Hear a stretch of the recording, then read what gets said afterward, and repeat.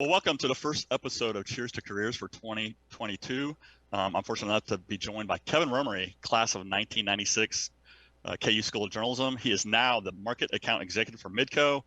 Had a long career, sports broadcasting. That's how I got to know him in the late 90s when he started covering KU and Free State for 6 News. So, Kevin, how's everything going? Hey man, it's going great. Good to see you, Steve. It's been a while. You made the comment there that I was trying to remember when we first met, and it had to have been when you were working at the LJ World and well at the time this was back, if you can believe this, different era, beat writer for a high school team. Think about that for just a minute. I had an actual beat writer for a high school team in this town, and then when Free State got added as the second high school, that's how I got back into town.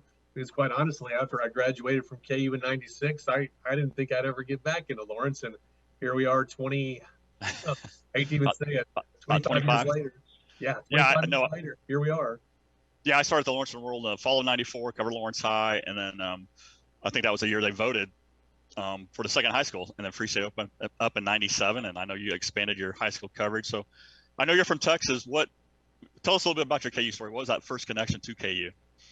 Got some family history, Steve, actually, here. My grandparents and my great aunts had grown up out in Coffee County out near Burlington and Lebo. And then my grandfather, he had gone to KU, and his sisters had gone to KU.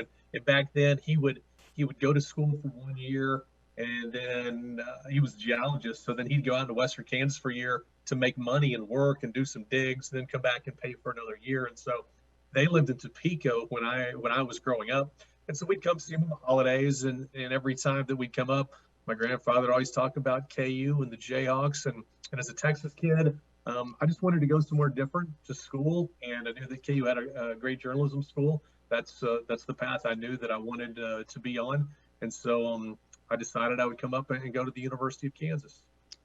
I know you obviously have a passion for sports. Was that always a plan to pursue a sports journalism career? When I was a kid growing up in the Metroplex, my teams were the Cowboys and the Mavericks and the Rangers. And then honestly, my college team when I was a kid was SMU. I was a big SMU fan there in the Dallas area. But, Brad Sham called those Cowboys games. Dave Barnett, I think, did the Mavericks games at the time. And as a kid, I would go to sleep listening to those on the radio because I had a bedtime before some of those games were over, particularly Monday Night Football when the Mavericks would play at night. And so I don't know what age it was, Steve, but there was a time when I thought, man, that seems like a lot of fun. I think it would be a great career, and that's what I decided to pursue at the time. And speaking of like Dallas, Fort Worth area, you had some internships in that area too, right? Early in your career? I did. I had a couple. The first one was at a place called the USA Radio Network, and they supplied like top of the hour news nationally to radio stations that they were affiliated with, kind of like an ABC News or a CBS News, but it was called the USA Radio Network. And with them, I'd run some master control room. I would, in the old reel to reel days, reporters from around the world would call in, and I would have to record them on the reel to reel and then dump them from the reel to the reel onto the carts that would play back in old school radio land. And then we would use those in our newscasts. I did that one summer when I was home. And then the summer before my senior year, I was lucky enough to get on with WBAP 820, which is one of the big AM stations down in the Dallas-Fort Worth area. They had a huge sports department at the time. This was really kind of before radio stations did, like a sports stations. I mean, as you know, that's really just the last 20 or 25 years.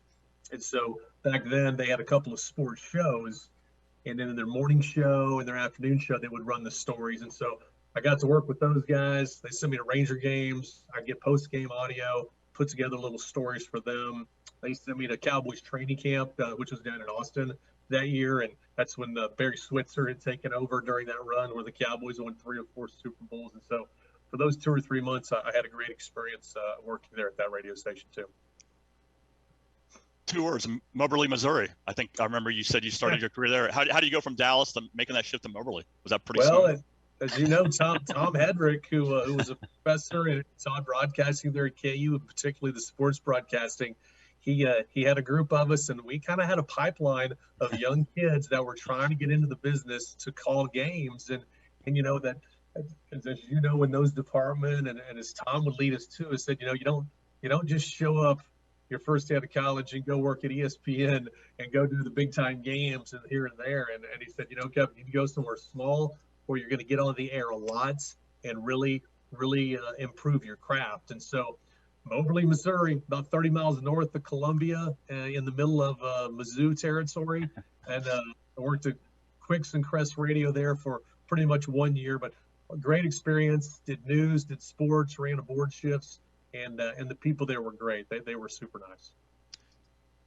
Speaking of like all the skills you developed over time, I mean, you've been in front of the camera, you've done the reporting, you've done the videography, website writing. I mean, how have you been able to manage? I know the profession has changed a lot in the last 25, 26 years.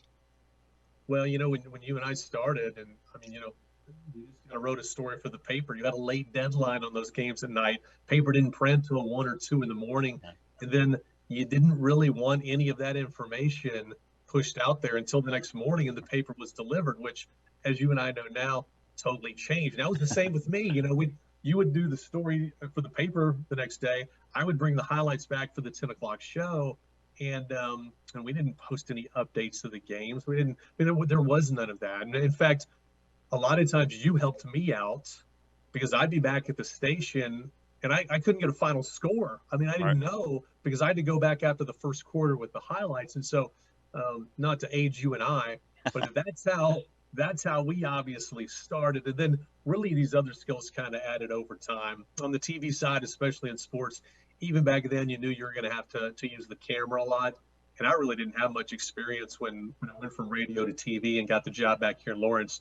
But over time, the transitions, you just kind of got to roll with the punches and learn. And I remember that when we did start a website and really committed to putting contents on that as we got it, as opposed to holding it until our shows, and in your case, in the Old Conversion newsroom for the paper the next day, there was a lot of pushback. I mean, as you recall, a lot of pushback because the old school guys, they're like, well, if I put this on the internet now, other reporters are going to see the story before our paper prints or before our show comes on, and they're going to take it from me and they're going to steal it. And that was true at the time. Clearly now we know that you can't do it that way. And so just over the years, the importance of getting it up in a timely manner on the web and posting the material and making sure you can reach people. And then not just to the website, but then social media sites were developed where you could reach more people that were maybe interested in your direct information. And so after you posted it on your website, then you sent it out through the social media channels. And really, Steve, it was just kind of a progression, and it changes. It's still changing every day. And I'm sure it will continue to be that way for the foreseeable future.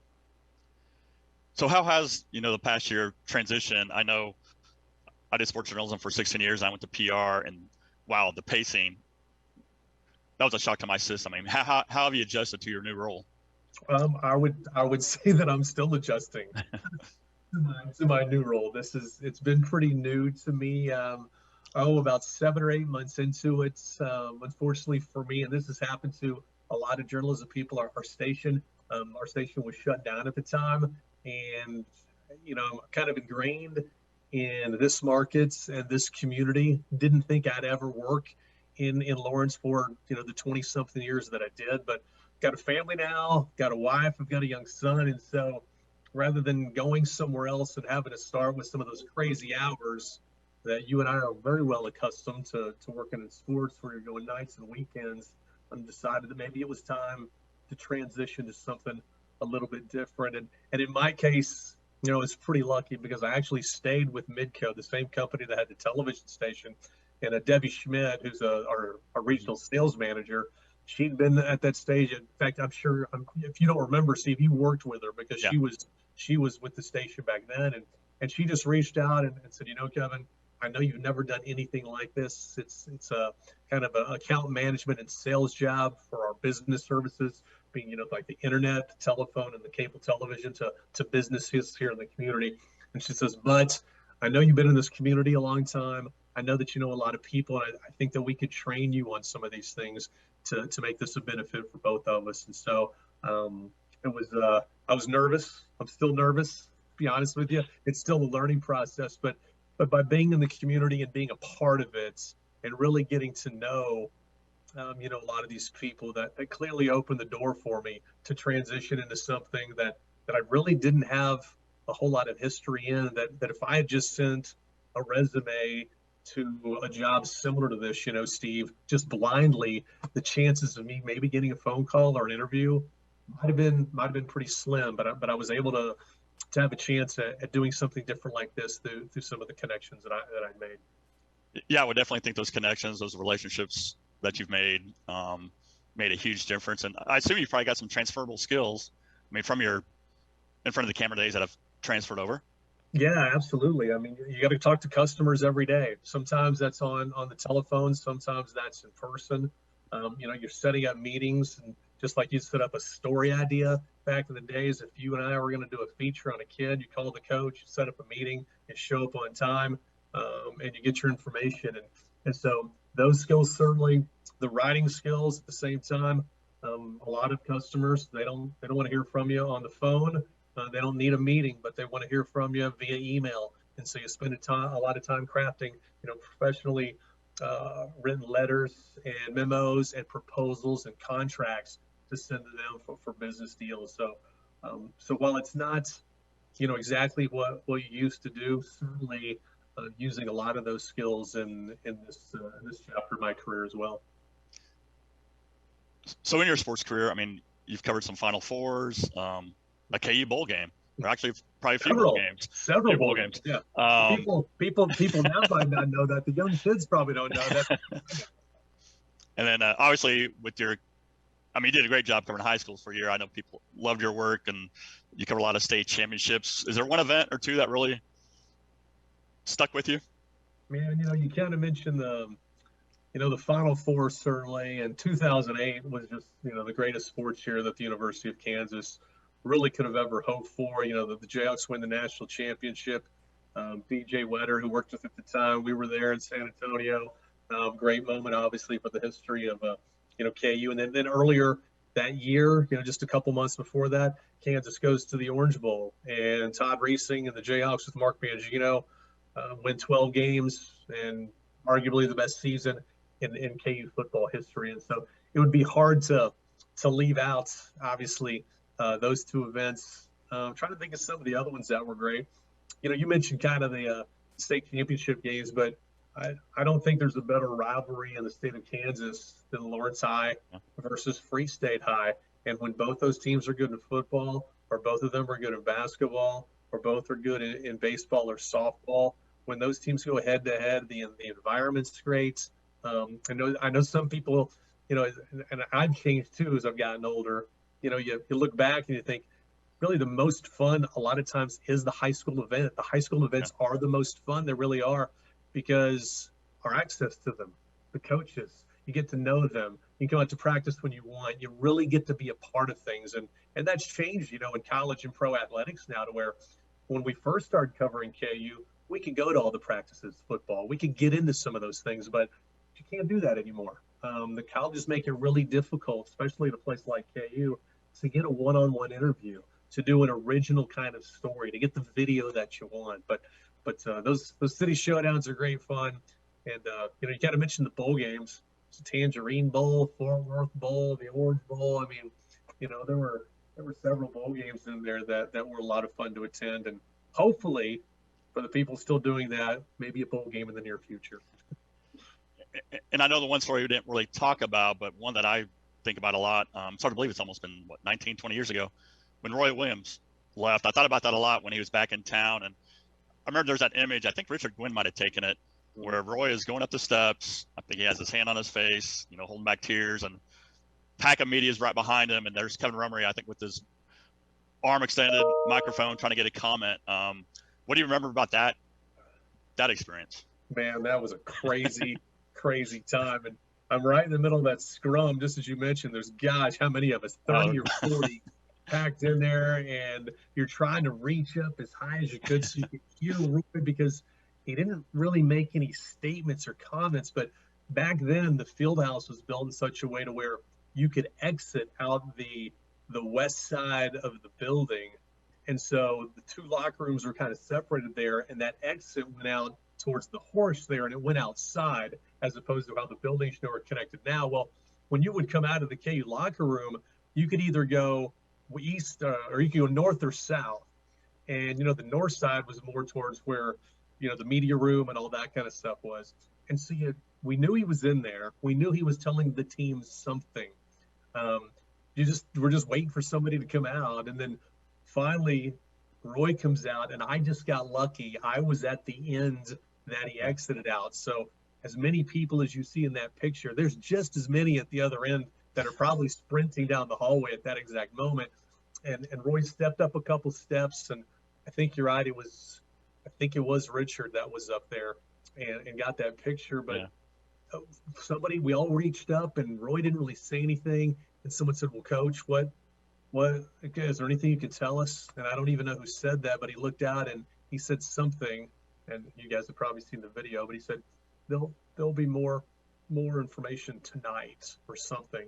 And that's when he turned around and walked up the steps, and clearly he was referencing that a press conference had already been called in Chapel Hill.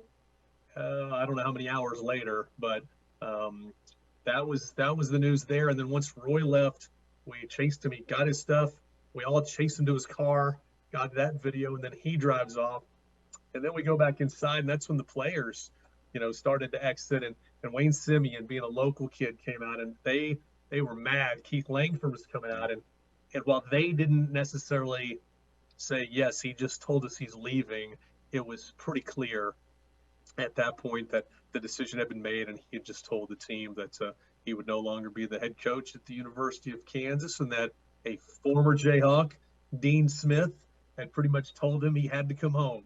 And that's when Roy decided to make the move to North Carolina. And, in hindsight, turned out pretty good for both universities.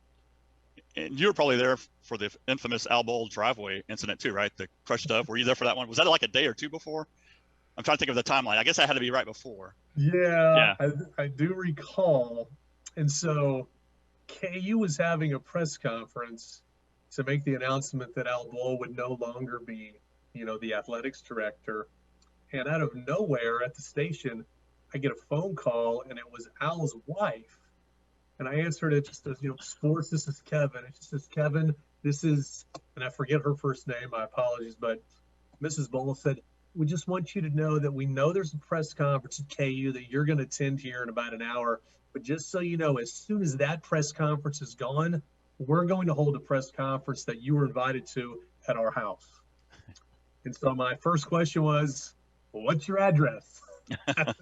And so got the address, went to the press conference at KU, and it was like a train of cars going from KU to Al Bowl's house. And I pulled up, and I wasn't quite prepared for what I was going to see. We drove up, and I didn't think there'd be that many cars there. Oh man, live trucks, towers up, everybody's got their antennas going. I mean, this was going to be a thing. And we just had they had one little pole that one of the Kansas City stations, I think, had, for mics. And so we all taped them on there and stuck them on there. And after we were there for a few minutes, out comes Al Bowl and does this dove routine right there in front of us. All of our jaws dropped. One of the most amazing press conferences we've ever seen. And then when he wrapped up there, he said, well, hey guys, if you want, so we can talk more. Let's go on inside and we can continue this.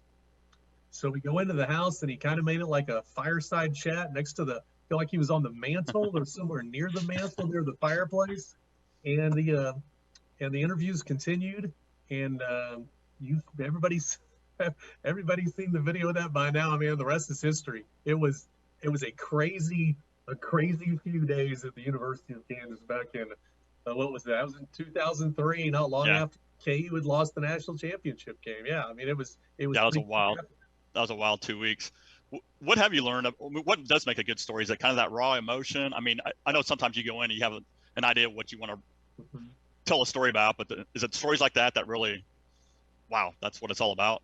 Well, I don't want to say that's what it's all about, because, as a reporter, there are stories out there that are great stories that you have to go find and do the research on, and then gain the trust of someone that will tell you their story or give you their story.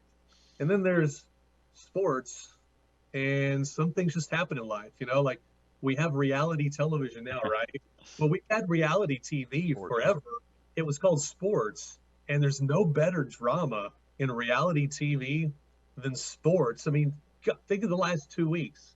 Kansas comes back from 17 down to beat K-State. The Chiefs win in overtime in 13 seconds with a field goal. Then the Jayhawks pull off a miracle in double overtime on Big Monday thanks to Ochai's three. Then a week later, it all goes to the gutter. Kansas gets run out of the gym by Kentucky on national TV, reality television. And the next day, similar scenario, the Chiefs fall in a crushing loss and don't get to go to the Super Bowl. So yes, I mean, some of the greatest stories, as you mentioned, you just don't want to get in the way of, right? Yeah. Like Al Bull was, I don't want to be in the way. Let those stories tell themselves. And then other stories that are just well done, well crafted, and put together, as you know, are ones that you got to do some digging, and then really make sure the people you're doing the interviews with trust you and allow you to tell them that story. Speaking of trust, yeah, you bring up a good point. What about that trust you've built up over the years with those color commentators? Because I know everybody's kind of got their own personality, their own rhythm, cadence. Yeah, you've been with Gurley and Scott Pollard. I mean, how do you stay in sync with those guys? It's everybody's a little different. And, I got lucky with those two guys for sure. And, Lynn Herod, he did the games with me and did our high school games for a long time. And he was the perfect guy. He'd been in Lawrence for a long time. He knew all the kids, knew all the coaches, knew the names. And when I was new, just getting to Lawrence, I didn't know any of that history. I mean, I could sit down and get the starting lineups and call that game, but I couldn't add the background to that. And Lynn Herod was the perfect person to do that. And so I would lean heavily on him to do that. Same when I started doing the KU games on our when we had the contract to do the football and men's basketball games on tape delay. And Greg Gurley obviously had all the background. He had the inside information. He had the coach's trust. He could talk to Coach Williams and before the games and Coach Self and get more information. And then when Greg got the radio job, he's the one that suggested, hey, I think I can get Scott to do it because he and Scott were our best friends. And so hopefully that'll work out. Scott had never done this before. And our first few games, they were a little rough. It was a little different. Timing was off. The information that was shared, you work with somebody for a while and you can set them up really easily. And on TV, the difference from TV and radio is on radio, play-by-play guy talks a lot. The color commentator's got to be really quick to get in and out. On TV, it's reversed. Play-by-play guy doesn't need to talk as much because you can see the plays, and the color commentator can take his time or her time describing everything that they see. And so the transition, it took a little while, but Scott got up to speed really quick, and they're both great guys. I miss doing the games with them now for sure, and I'm lucky that I still get to keep in touch and talk to those guys. Well, I hope I didn't mess up your timing when I would always slip you some stats during those city games of the week. I always try to be a little subtle, and here's another tip. Here's another tip. If you're doing games on TV and they got a local newspaper guy that's keeping the stats next to you, become good friends with him because you can't keep stats during a high school game while you're calling it, not to that extent. And so if you can look down and ask Steve, hey, how long is the dry spell? What are they from three-point land? What are some of those stats?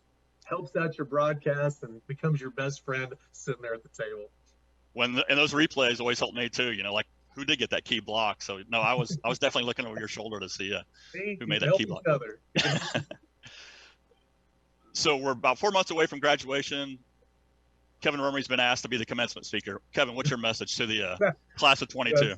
That's right. I've been asked to be the commencement speaker. There's a long list of people that are going to get that invite before they get my phone number up there. I can promise you that. But my message is to it's a different time now for sure. But be open to trying something new. That's something I'm having to learn right now. Always be open to try to learn. Try to be patient, and really try to follow maybe what you enjoy, because for 20 some years I was able to make a career out of something that I really did enjoy. And now that I'm transitioning, I'm having to follow some of my own advice. To be honest, I've got to be patient. I'm trying to learn, and I'm trying to find the new ways to enjoy this new chapter of my life moving forward. And knowing that some of my priorities are a little bit different. You know, when I graduated from college, just like most of the folks that are doing there in a couple months, you know, priority number one is getting a job, getting your career started, kind of getting your own identity and your own life. And I did that, and now I've kind of got that, transitioned that to where, you know, family's a little bit more important. Yeah. And so my decisions for what I do from here forward are kind of predicated on some different things. Well said, Kevin. Hey, I appreciate your time. I don't know if you have a KU mug. I always like to do a little toast. Cheers to Kevin Romary's career. I mean, it's been fun to watch you the last 25, 26 years. And yeah, some of the greatest memories were definitely when I would cover those Lawrence High Free State games and Eudora, Baldwin. I think I learned pretty early that they love the TV. They love the camera more than they love to see the guy with the pen and paper. So, hey, I appreciate it.